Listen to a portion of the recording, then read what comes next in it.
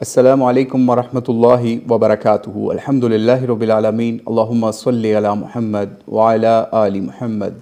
सीरतुन नबी सल्लल्लाहु अलैहि वसल्लम की क्लास नंबर 40 के साथ आज हम आपके सामने हाज़िर हैं और आइए इसका आगाज़ करते हैं। अपनी स्लाइड के ऊपर आप देख रहे होंगे ग़ज़वा-ए मोता लिखा हुआ है। ठीक है, ग़ज़वा मोता दरअसल 8 हिजरी के अंदर हुई, उसके ऊपर हम जाएंगे, लेकिन इससे पहले जो एक बहुत बड़ा किरदार है ग़ज़वा मोता के, हज़रत खालिद बिन वलीद रज़ियल्लाहु तआला अन्हु, उन्होंने तकरीबन 6 से 8 हिजरी के दरमियान में इस्लाम कबूल किया। इनके इस्लाम के कबूल करने के हवाले से हम एक एपिसोड के अंदर कुछ इशारा कर चुके हैं, लेकिन उसके ऊपर हम ज़्यादा डिटेल्स नहीं बता सके, तो इसलिए सोचा कि पहले इस ग़ज़वा मोता से पहले उनकी लाइफ जो उन्होंने इस्लाम कबूल करने के हवाले से स्टार्ट की, उसके हवाले से भी थोड़ा सा आपके सामने रोशनी डाल दें उसके ऊपर। तो आइए इससे फ़र्स्ट पॉइंट खालिद बिन वलीद रज़ियल्लाहु से शुरू करते हैं। दरअसल जिस वक्त नबी अलैहिस्सलाम के साथ कुफ़ार मक्का की जंगें हुई, तो इन जंगों के अंदर भी ग़ज़वा उहद के अंदर नबी अलैहिस्सलाम के लश्कर को या सहाबा को हज़रत खालिद बिन वलीद ने बहुत ज़्यादा टफ़ टाइम दिया हुआ था। और अरब दुनिया के अंदर भी खालिद बिन वलीद बहुत ज़्यादा अक़ल वाले और बहुत ज़्यादा फ़हम व फ़रासत वाले समझे जाते थे। यही वजह है कि नबी अलैहिस्सलाम को बहुत ज़्यादा उम्मीद थी कि इनकी इतनी ज़्यादा अक़ल है और इतने फ़हम और फ़रासत वाले हैं हर लिहाज से, तो अल्लाह ताला इनको भी हिदायत देगा। तो इसलिए जिस वक्त उम्रा क़ज़ा के लिए नबी अलैहिस्सलाम गए, यानी 7 हिजरी के अंदर जो उम्रे वाला मामला हुआ सुलह हुदैबिया के 1 साल बाद, तो उसमें भी नबी अलैहिस्सलाम ने हज़रत खालिद बिन वलीद के बारे में, उनके जो भाई थे यानी वलीद बिन वलीद, उनसे नबी अलैहिस्सलाम ने मालूम किया कि खालिद कहाँ पे है। तो फिर जब उनसे मालूम किया तो उसके बाद ये मामला हुआ कि इनके जो भाई मुसलमान हो चुके थे, उन्होंने खालिद बिन वलीद के लिए एक ख़त छोड़ा।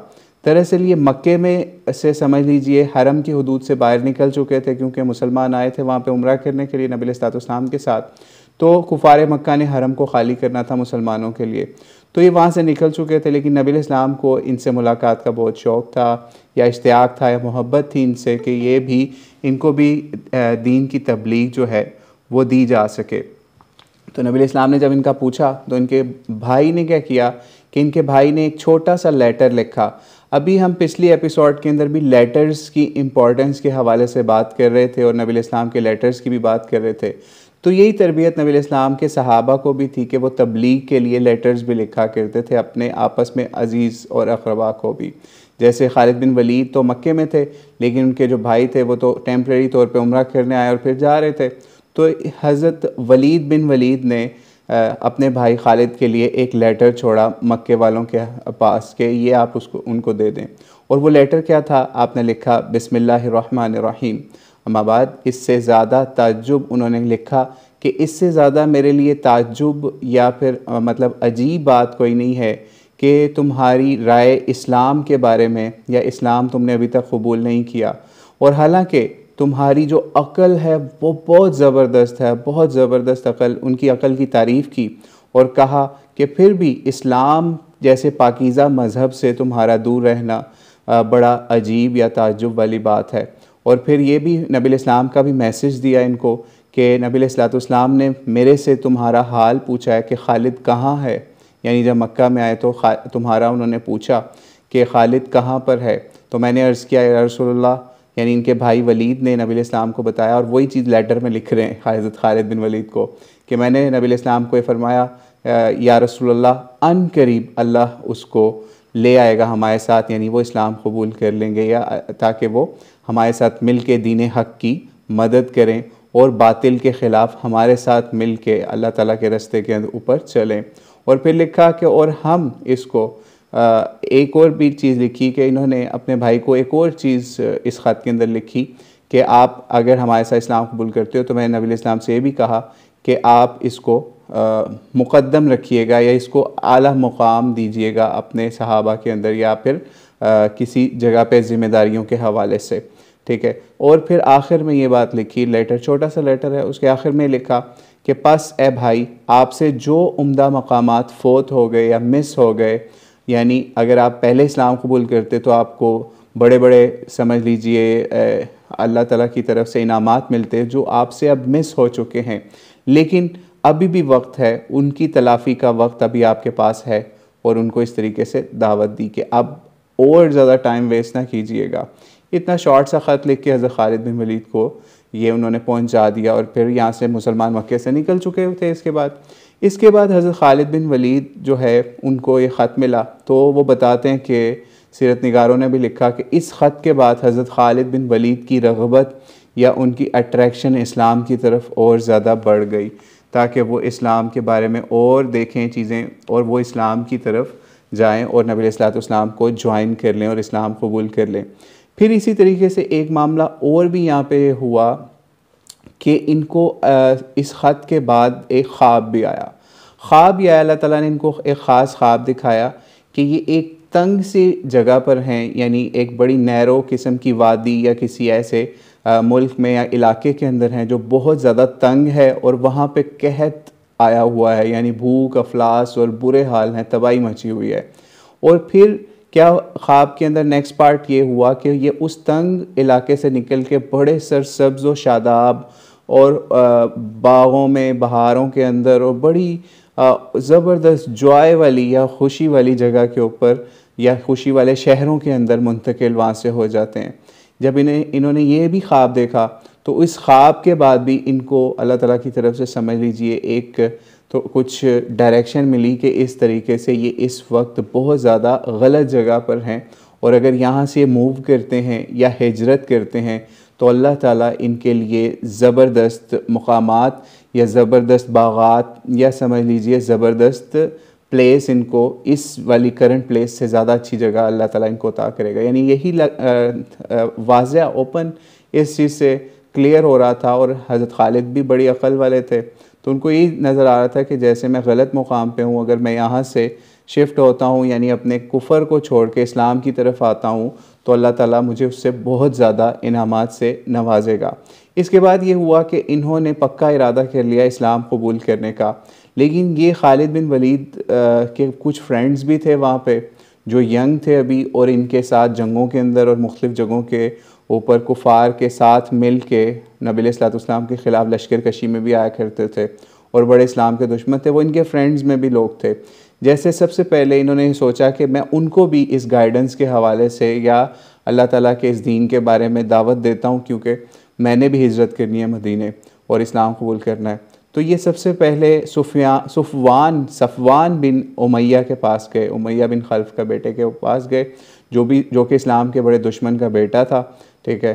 तो उसके पास गए, उसने भी आगे से बहुत सख्त जवाब दिया इनको कि अगर दुनिया में कोई एक भी बंदा ना रहना तो फिर भी मैं इस्लाम का मुखालिफ या नबी अलैहिस्सलाम का मुखालिफ ही रहूँगा। यानी मक्का खाली हो जाए जितना चाहे बेशक, लेकिन मैंने इस्लाम की मुखालफत या नबी अलैहिस्सलाम की मुखालफत करनी है, तुमने जो करना है करो। इसके बाद ये एक और दूसरे फ्रेंड के पास गए, ठीक है, जिनका नाम इक्रमा बिन अबी जहल बताया जाता है, जो अबू जहल का बेटा था। ये भी इस्लाम का बहुत सख्त दुश्मन था और इसके वालिद तो किसी तारुफ के मोहताज नहीं। तो इन्होंने भी, इक्रमा ने भी यही जवाब आगे से दिया, बहुत सख्ती का मुजाहरा किया और इनको बुरा भला कह के इनको रुखसत कर दिया। फिर इसके बाद एक और इनके बहुत बेस्ट फ्रेंड थे उस्मान बिन अबी तलहा, ये भी इनके अच्छे दोस्तों में से थे। तो इन्होंने सोचा कि चलो दो बंदों को तो मैं दावत दे चुका हूँ इस्लाम के हवाले से कि नबी इस्लाम से मुलाकात करके इस्लाम कबूल करते हैं, लेकिन वो नहीं माने, चलो एक तीसरी आखिरी बंदे को भी कह के फिर निकलते हैं। तो खैर ये डरते किसी से नहीं थे, नहीं तो आप सोचिए कि ऐसा मामला है, ऐसा माहौल है कि ऐसे में इस्लाम कबूल करना क्या मामला हो सकता है उसके ऊपर कि वो लोग उनको मार भी सकते थे। लेकिन फिर इन्होंने क्या किया कि इन्होंने फिर उसके बाद ये मामला किया कि उस्मान बिन नबी तलहा को भी जब दावत दी इस्लाम की या कहा कि हम नबी इस्लाम से मुलाकात के लिए जाते हैं तो वो तैयार हो गए। उन्हें कहा कि मक्के के बाहर एक मकाम बताया, वहाँ पे मिलिएगा, अगर तुम वहाँ रुकना, मेरा इंतज़ार करना, अगर मैं पहले पहुँच गया जो भी, हम मिल के आगे चलते हैं।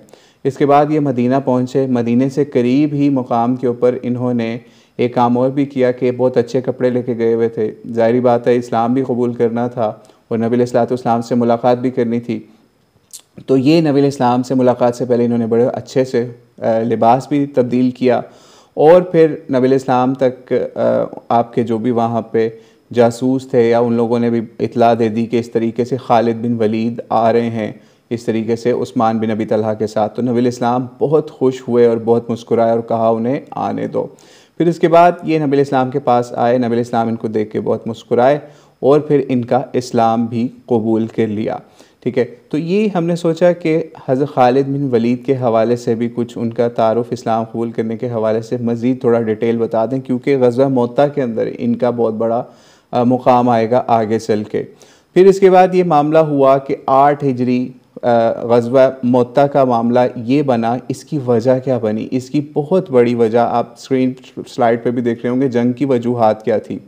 ग़ज़वा मोता की सबसे बड़ी वजह जो अक्सर हिस्टोरियंस या सीरत निगारों ने लिखी, वो ये लिखी कि जिस तरीके से आपको पहली किस्त के अंदर या लास्ट एपिसोड 39 के अंदर हम बता चुके कि जिस तरीके से नबी इस्लाम ने अपने वफ़द, एम्बेसडर्स और मुबल्लिगीन मुख्तलिफ़ इलाक़ों के अंदर भेजे इस्लाम की तबलीग के लिए।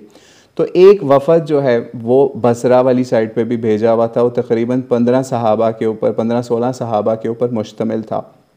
ये जो वफ़द भेजा हुआ था ना, ये समझ लीजिए एक सहाबी थे काब बिन उमैर ग़िफ़ारी, इनकी सरबराही के अंदर भेजा हुआ था। लेकिन वहाँ पे ये मामला ये हुआ, बसरा की तरफ जब ये भेजा हुआ था तो वहाँ के लोगों ने क्या किया, या वहाँ का जो हुक्मरान था उसने क्या किया कि उसने इनको धोखा दे के इन सबको शहीद कर दिया। सिर्फ़ एक सहाबी काब बिन उमैर ग़िफ़ारी बच के वापस आ गए। फिर इसी तरीके से इन्होंने इनको भी कत्ल किया। फिर इसी तरीके से एक और मामला अक्सर हिस्टोरियंस की तरफ से बताया जाता है, सीरत निगारों की तरफ से, कि एक एलची या एक एम्बेसडर या एक ख़त लेके जाने वाला था नबी अलैहिस्सलाम का, जिसका नाम हारिस बिन उमैर अल अज़दी बताया जाता है। इसको भी वहाँ के लोगों ने कत्ल कर दिया और बताया जाता है शुरहबील बिन अमर को दावत दे रहा था। ठीक है, बसरा का रईस था, तो उसने इनको भी कत्ल करवा दिया। और अगर कोई एम्बेसडर को या फिर जो आपका पैगाम रसां होता है या एलची होता है जो कि मैसेज लेके जा रहा होता है किसी भी हुकूमत का दूसरी हुकूमत के पास, उसको अगर कोई शहीद कर दे तो उसका बदला लेना लाजमी बन जाता है या फिर उनके ऊपर अटैक करना लाजमी बन जाता है। तो ये जब वजूहात सामने आई कि आपके एम्बेसडर को या आपके एलची को और उसके साथ साथ आपके एक मुबल्लिगीन को जो दीन की दावत देने के लिए क्रिश्चियंस के इलाके के अंदर गए हुए थे, उनको धोखे के साथ कत्ल कर दिया गया और बिल्कुल कोई इन्होंने फ़ाइट वगैरह नहीं की वहाँ पे। यानी एक होता है ना कि नबी इस्लाम ने कोई सरिया या एक छोटा जंग के लिए लश्कर तश्कील दे के भेजा हो, ऐसा कोई मामला नहीं था। सिर्फ दीन की दावत के लिए वहाँ पे गए हुए थे। और ये भी कोई मामला ऐसा नहीं था कि उनकी तरफ से कोई ऐसा ऑर्डर, कोई ऐसा ख़त नबी अलैहिस्सलाम के पास आया हो कि आपने अपने बंदे अगर हमारे इलाके में भेजे तो हम उनको कत्ल कर देंगे।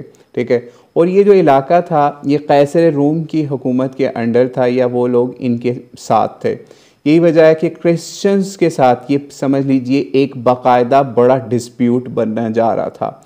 और मामला ये हुआ कि फिर जब ये ख़बर नबी अलैहिस्सलाम के पास पहुंची तो नबी अलैहिस्सलाम ने फ़ौरी तौर पे 3000 सोल्जर्स को तैयार करने का हुक्म दिया, सहाबा को हुक्म दिया कि जिहाद के लिए तैयार हो जाएं, हमने उनका बदला लेना है। और बदला भी हमने उस मुकाम के ऊपर जाके लेना है, ठीक है, जहाँ पर नबी अलैहिस्सलाम के उस एलची को कत्ल किया गया जिसका नाम हारिस बिन उमैर था। और ये जो एरिया था, ठीक है, जहाँ पे जाना था वो एरिया उस वक्त समझ लीजिए शाम के इलाके के करीब था। ठीक है, शाम के इलाके के करीब था। और अगर आज के हिसाब से देखें तो जॉर्डन, वेस्ट जॉर्डन या मगरबी जॉर्डन में ये वाक़या इलाका पाया जाता था जहाँ पर जाना था। और तकरीबन 1100 किलोमीटर दूर का ये इलाका था जहाँ पे मुसलमानों ने जाना था और घोड़ों और ऊँटों के ऊपर सवार होकर। जब ये लश्कर नबी अलैहिस्सलाम ने तैयार किया तो दूसरी तरफ से उधर कुफार को भी या जो क्रिश्चियंस थे उन तक भी ये ख़बर पहुंच गई हुई थी कि इस तरीके से नबी अलैहिस्सलाम भी एक लश्कर तैयार कर रहे हैं। तो उन्होंने भी अपनी तैयारी उधर शुरू कर दी। अब नबी अलैहिस्सलाम तक या फिर सहाबा तक कभी ये ख़बर बिल्कुल नहीं पहुंची कि वहाँ से कैसर रूम भी कोई हेल्प के लिए आएगा या शुरहबील जो है बिन अमर, शुरहबील बिन अमर जो वहाँ का सिपहसालार या उमरा में से था, वो भी कोई बड़ा लश्कर तैयार करेगा, क्योंकि मुसलमानों तो बदला लेना था। लेकिन चूंकि उनके जासूस भी मदीने के इर्द गिर्द थे और उनको भी ये ख़बरें मिल रही थी कि मुसलमान इतना बड़ा 3000 का लश्कर तैयार कर रहे हैं। अच्छा, यहाँ पे एक और चीज़, ये जो नाम है ग़ज़वा मोता आप देख रहे होंगे, इसमें नबी अलैहिस्सलाम ख़ुद शरीक नहीं हो रहे। ठीक है। और आप देख रहे होंगे लास्ट पे पॉइंट आ रहा होगा जैशुल उमरा, बल्कि आप एक लश्कर तरतीब दे रहे हैं और उसके अंदर खुद नहीं जा रहे, फिर इसका नाम गज़वा क्यों है? तो इसलिए ये इससे आपने कंफ्यूज नहीं होना। हमने सीरत जब स्टार्ट की थी और जब गज़वात को स्टार्ट किया था बदर या और ओहद वगैरह, तो उस वक्त भी हमने आपको एक चीज़ बताई थी कि अक्सर सीरत निगार उस जंग को भी गज़वा का नाम दे देते हैं जिसमें नबी अलैहिस्सलाम ख़ुद भी शरीक नहीं हो रहे, ठीक है। और अक्सर हिस्टोरियंस या मुहद्दिसीन इस तक़सीम को बिल्कुल नहीं मानते कि सिर्फ वही जंग जिसके अंदर नबी इस्लाम शिरकत करें उसको ही गज़वा कहेंगे। लेकिन अगर आपने अपनी बुक्स के हिसाब से देखना है या पाकिस्तान के टेक्स्ट बुक बोर्ड्स के हिसाब से देखना है तो वहाँ पे आपने पेपर्स के अंदर यही चीज़ कंसीडर करनी है कि वहाँ पे इसी चीज़ को मलहूज़ ख़ातिर रखा जाता है कि गज़वा सिर्फ उस जंग को कहते हैं जिसमें नबी अलैहिस्सलाम शरीक हों। लेकिन अरब दुनिया के अंदर या फिर मुहद्दिसीन या मौरिख़ीन आम जंग को भी गज़वा कह देते हैं, या बड़े लेवल की जंग हो रही हो उसको भी गज़वा कह देते हैं, और जो छोटे लेवल की जंग हो उसको सरिया कहते हैं, ठीक है। तो इसलिए इससे कंफ्यूज नहीं होना। इसलिए सीरत निगारों ने इस जंग को भी गज़वा मोता का नाम दिया, हालांकि नबी अलैहिस्सलाम इस जंग में शरीक भी नहीं हुए, ठीक है। तो इसके बाद ये मामला हुआ कि जब नबी अलैहिस्सलाम ने तरतीब दी तो जैशुल उमरा भी एक और इस जंग का नाम है। जैशुल उमरा इस वजह से इस जंग का नाम है, उमरा असल में जमा है अमीर की, ठीक है। अमीर एक बंदा होता है और अगर ज़्यादा अमीर हो तो उसको उमरा कहा जाता है, यानी दो से ज़्यादा अमीर हो जाए तो वहाँ पे उमरा का लफ्ज़ आता है।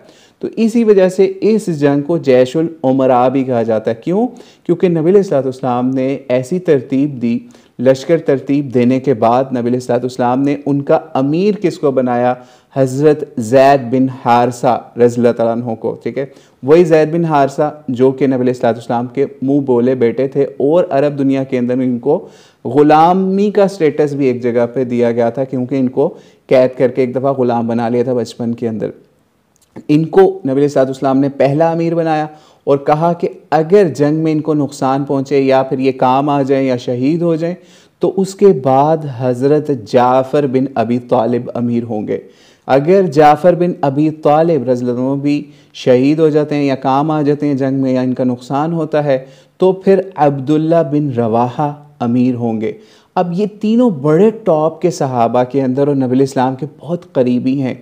बल्कि यहाँ पे एक मामला अक्सर हिस्टोरियंस ने यह भी लिखा कि जब ये ज़ैद बिन हारसा को नबी अलैहिस्सलाम ने अमीर बनाया तो जो जाफ़र बिन अबी तालिब थे ये भी बहुत बड़े समझ लीजिए बड़े पाए के सहाबा में से थे, और हबशा की हिजरत के अंदर भी थे, और वहाँ पे भी लीडिंग रोल नबी अलैहिस्सलाम ने इनको दिया हुआ था। वहाँ पे ही नबी अलैहिस्सलाम के स्पोक्स पर्सन भी थे और लीडर भी थे उस सारे कारवां को लीड करने के लिए।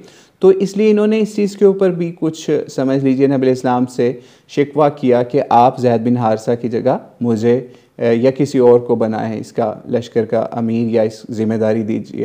लेकिन नबी अलैहिस्सलाम ने फिर भी ज़ैद बिन हारसा को ही इस लश्कर का फ़र्स्ट अमीर बनाया, ठीक है। तो ये जब तीनों बंदों को इस तरीके से समझ लीजिए बना दिया नबी अलैहिस्सलाम ने लश्कर का अमीर, ठीक है, यानी एक एक करके उनको ज़िम्मेदारी लगा दी कि पहली प्रायोरिटी पे आप हैं, अगर आप ना रहे तो फिर दूसरे जाफ़र बिन अबी तालिब, आप भी ना रहे तो फिर अब्दुल्ला बिन रवाहा।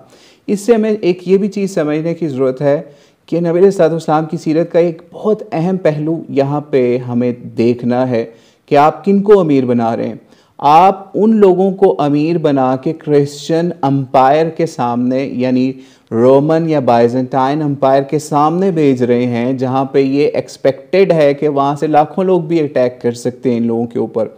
और ये सबसे करीबी लोग हैं नबी अलैहिस्सलाम के, एक चचा के बेटे हैं, दूसरे वो हैं जो मुँह बोले बेटे थे, ठीक है, अपने सबसे करीबी और सबसे लाडले ज़ैद बिन हारसा हैं, और तीसरे अब्दुल्ला बिन रवाहा वही हैं जो नबी अलैहिस्सलाम के लिए शेर भी कहा करते थे।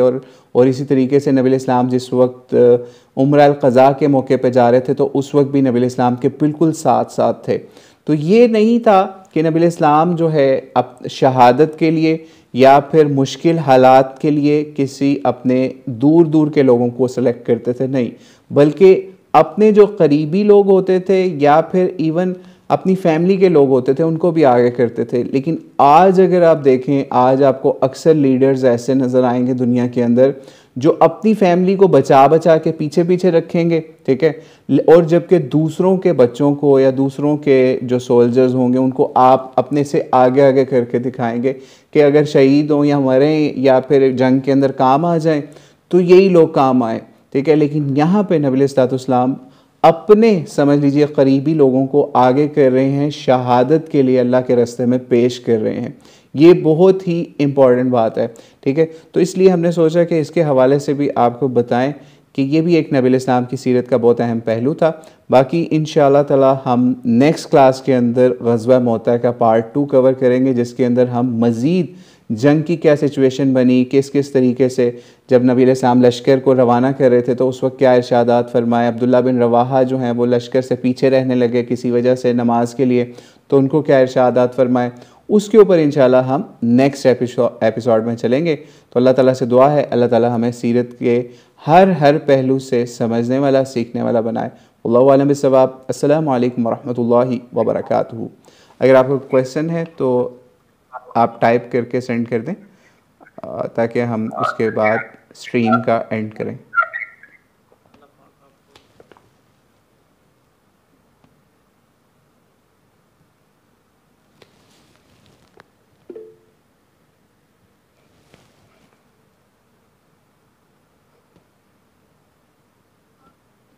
जी, क्लास वाज शॉर्ट।